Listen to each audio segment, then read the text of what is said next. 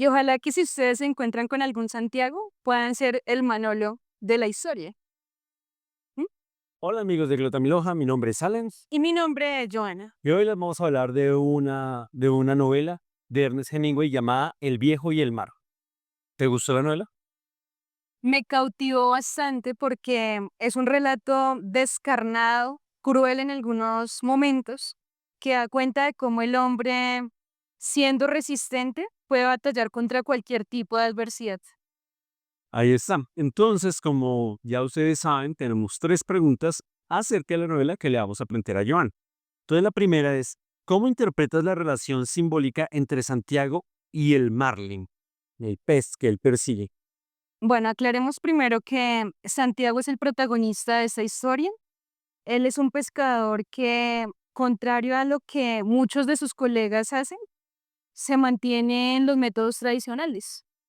Entonces tiene una embarcación más bien pequeña, unos instrumentos que no son precisamente los más desarrollados ni los más elaborados, y sobre todo tiene una persistencia que creo que lo hace único.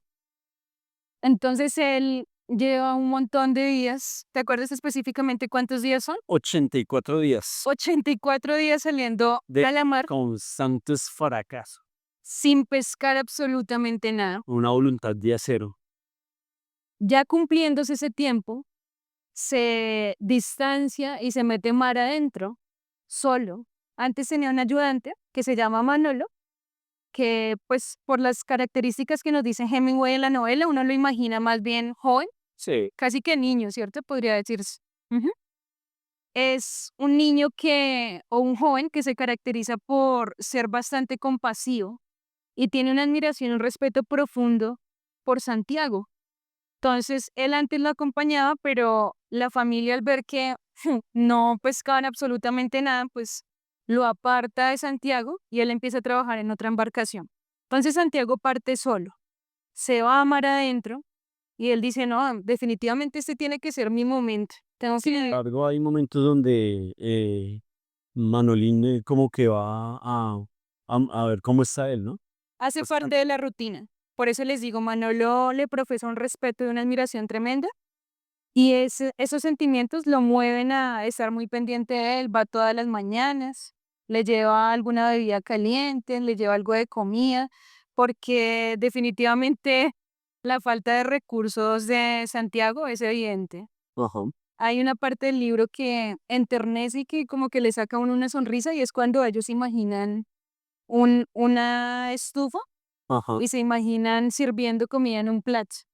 Los dos comparten esa complicidad de imaginársela, No, porque en realidad no existe. Santiago lo único que tiene es algo ahí como para acostarse en el piso y pare de contar. Entonces Manolo está pendiente y además de algo de alimento, le lleva el periódico, porque a Santiago le interesa mucho seguir la carrera deportiva, de Joey DiMaggio, un beisbolista. un beisbolista de Nueva York, ¿cierto? Ajá. Le- Antes de Nueva York. que en su época fue pues de los más afamados y se caracterizaba también precisamente por ser muy aguerrido, Muy resiliente, dirían hoy en día, ¿no? por no temerle a nada, sí. Que ya esto se volvió como una especie de palabra de cajón. No frase de cajón, sino palabra de cajón, la resiliencia. Pero en los Hiroshima. Sí, sí, sí. Entonces, decide Santiago partir, a probar suerte, siempre creyendo en sus fuerzas y en sus posibilidades. Y efectivamente, ya entrándose en el mar, pesca un marlín que es grandísimo, resulta más grande inclusive que la embarcación de Santiago. ¿Cómo que para que se Imagínate. hagan una idea? Bien, Entonces, y con eso ya me hice entrada para la segunda pregunta, porque a partir de la segunda pregunta pues tiene que ver con esto y es, el sufrimiento de Santiago a menudo se compara con el sacrificio redentor de Cristo. ¿Crees que Hemingway quiso transmitir una visión religiosa o más bien una reflexión universal sobre la condición humana? creo más en la segunda posibilidad. Pese a que hay algunos estudiosos que plantean el intertexto ahí entre este Santiago, protagonista de El Viejo y el Mar, y entre el apóstol Santiago, pues realmente no hay evidencia certera al respecto. Santiago se me hace más un personaje que le permite a uno reflexionar muchísimo sobre lo fuerte que hay que ser en la vida, sobre la resistencia y la persistencia que hay que tener para cumplir las metas y propósitos que uno se establezca. Porque, bueno, ahorita cuando me planteaba la primera pregunta, yo les estaba contando, él se adentra en el mar, captura a este marlín que termina siendo más grande que su embarcación y que siendo un momento de éxito, termina siendo un momento de fracaso porque Santiago se pega la que encartada con él. No lo puede subir en la embarcación por su tamaño, entonces tiene que amarrarlo en la parte de afuera y lo tiene capturado con, en principio, cuando el pez todavía está vivo, porque eso es una batalla larga, déjame decirte, De manos. con el sedal, con el sedal, que es como el hilito con el que los pescadores pues sostienen el pez que han capturado, ¿sí? Y lo tiene ahí, batalla, batalla con él, ve en el pez una dignidad gigantesca, lo respeta mucho, no como su contrincante ni siquiera como, sino más bien como una extensión de su ser termina siendo. Un compañero de vida, Un compañero de viaje y de vida también, de ¿sí? viaje y de viaje. Entonces, el sedal le lastima las manos hasta hacérselas ensangrentar. Pero no creas que eran las únicas heridas que tenía Santiago. Ahí en la descripción que nos da Hemingway podemos imaginarnos unas manos laceradas con cicatrices de hace muchos años y unas cicatrices que apenas se están empezando a abrir y que sangran y que van dejando en el mar una estela de sangre junto con la sangre que está derramando el pez que ya ha sido capturado, que por tanto ya no es pez sino pescado. Y terminan atrayendo a ciertos depredadores. Unos tiburones gigantescos, imagina. Tiburones, imagínate. Uno solo se imagina la angustia de Santiago, pero él en ningún momento parece sentir temor, ¿sabes? No, Es un personaje que tiene un espíritu tan, tan aplomado. En ningún momento sí, con corazón. pretende bajar los brazos, en ningún momento pretende rendirse. Simplemente comprende, eso sí, su pequeñez frente a lo infinito que resulta el mar. Y ese respeto hace que él quiera seguir luchando hasta el final, que quiera llegar con su pez así gigantesco a esta isla de Cuba, que es de la que partió al Siempre principio de la novela. Dorte se metió muy mar adentro para capturar este marlin. Y a la final, bueno, cuéntanos un poco qué pasa cuando él llega con el marlin. O sea, Bueno, pues, siempre que hay cosas que por más voluntad que usted tenga, pues vamos a ver qué pasó con él. si aparece un tiburón en escena, ¿tú qué puedes imaginar que pasó con Santiago?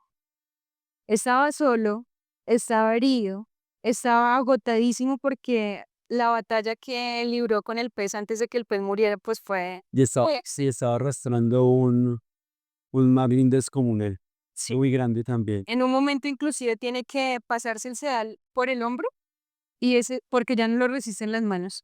Y ese sedal empieza a lastimarle no solo el hombro, sino toda la espalda. Eh, ¿Qué crees tú? Si aparece en escena un tiburón, que sabemos que los tiburones por naturaleza son devoradores, que no dejan ni siquiera rastro de su presa. Yo creo que dejaron apenas los huesitos del marlin. ¿Y qué imaginas de Santiago? Quedó sumamente frustrado, me imagino que ya con ganas de llorar tal vez. Bueno, pues entonces Santiago logra llegar otra vez a puerto, sí, pero apenas con el esqueleto del pez, porque después del primer tiburón que él logró vencer, dándole con lo que encontró en ese momento, que era un palo ya todo viejo, pero que tenía cierto filo, se encuentra con otros dos tiburones que lo acechan, ya cuando está muy cerca del puerto. Y esos dos tiburones, pues, él con sus últimas fuerzas, como que logra batallar con ellos, pero lo único que logra es salvar, rescatar la espina dorsal del pez y la colita. Como una prueba de que en serio había capturado, que había pescado un pez gigantesco. Llega a puerto en la madrugada, nadie lo ve, deja ahí el barco en la orilla, se va hacia su pequeña casa que lo está esperando, vacía, y hasta después que amanece, Manolo se da cuenta que ha vuelto Santiago, y lo único que atina a hacer es mirarle sus manos, ver su rostro que estaba marcado por el cansancio y ponerse a llorar. Lo conmueve tanto la escena que él no puede resistir el llanto. Va y le busca comida rápido, se da cuenta de la proeza que hizo Santiago, aunque llegó sin carne. Cuando va hacia la embarcación y se da cuenta del tamaño colosal que caracterizaba al marlín. Entonces, pues su admiración crece aún más. Y Santiago simplemente le pregunta qué ha pasado con su jugador favorito, con su deportista favorito, Si Joey DiMaggio, Joe DiMaggio. Él, pues pese a que de alguna manera el asunto parece cíclico, porque mira que la novela empieza y termina igual, con la misma escena, pues Santiago no es el mismo, evidentemente. Ni nosotros como lectores somos los mismos, comprendemos la pequeñez del ser humano, pero al mismo tiempo la grandeza de nuestras existencias, todo lo que podemos hacer en el transcurso de una vida. listo, muy bien. Pues vamos a pasar a la última pregunta y es, en la obra, la derrota y la victoria se entrelazan constantemente. ¿Cómo crees que esta dualidad influye en la forma en que entendemos el propósito y la dignidad en la vida? Me adelanté un poquito Ah, en la respuesta que te acabo de dar. pero pues quisiera también preguntarte, en algún momento me indicabas que Santiago es una persona vieja, que se le ve lo viejo por todos lados, pero hay una parte que no. Sí. Esa parte específica de la novela creo que es de mis favoritas, porque se está dando una descripción de Santiago. Está viejo su rostro, están viejas sus manos, está viejo su cuerpo, pero nos dicen que la mirada que era del color del mar está joven y siempre llena de esperanza. Yo creo que lo que vivió Santiago en el transcurso de este viaje se asemeja muchísimo a lo que es una vida humana. Creo que nuestros días son una secuencia de a veces pequeños, a veces grandes éxitos y a veces pequeñas y a veces grandes desesperanzas, grandes pérdidas. Sí, pero aún así sobreponerse a esos fracasos, enfrentarlos, saber, es decir, haber, haber apartado ese espacio de la vida de uno no para estar sentado, sino para estar en la batalla, pese al fracaso, ya es una victoria en sí. Hay un dicho del argot popular que reza, nadie me quita lo bailado. Ahí está, nadie me quita lo bailado. Sí, tal vez a veces uno como que se siente en soledad con sus pequeñas batallas, pero qué delicia haber pasado por esas dificultades porque es ahí donde uno le encuentra sabor a la vida. En esos retos que uno logra cumplir en algún momento, es que se saborea el ser humano. Otra vez repito, el ser tan pequeños, pero a la vez tan gigantes Entonces en esto que es saborea la el vida universo. del ser humano. Sí. Entonces, pues sí, antes de terminar, creo que les recomiendo esta novela. Diría Italo Calvino que es una de las más exquisitas narraciones que hay sobre la condición humana y que logra Hemingway generar en nosotros todo tipo de sentimientos y de emociones por medio de los actos del personaje, Y sin necesidad de decir, ay, es que se sentía así, o sin necesidad de poner en boca de Santiago, ay, es que me siento devastado, me siento desilusionado, me siento cansado, sino con los hechos mismos. puro levántate y pelea. Ujú. Bueno, recuerden, se publica la novela en 1952 y a los 2 años gana el Nobel en 1954 Ernest Hemingway. Bueno, amigos de Glota Loja, muchísimas gracias.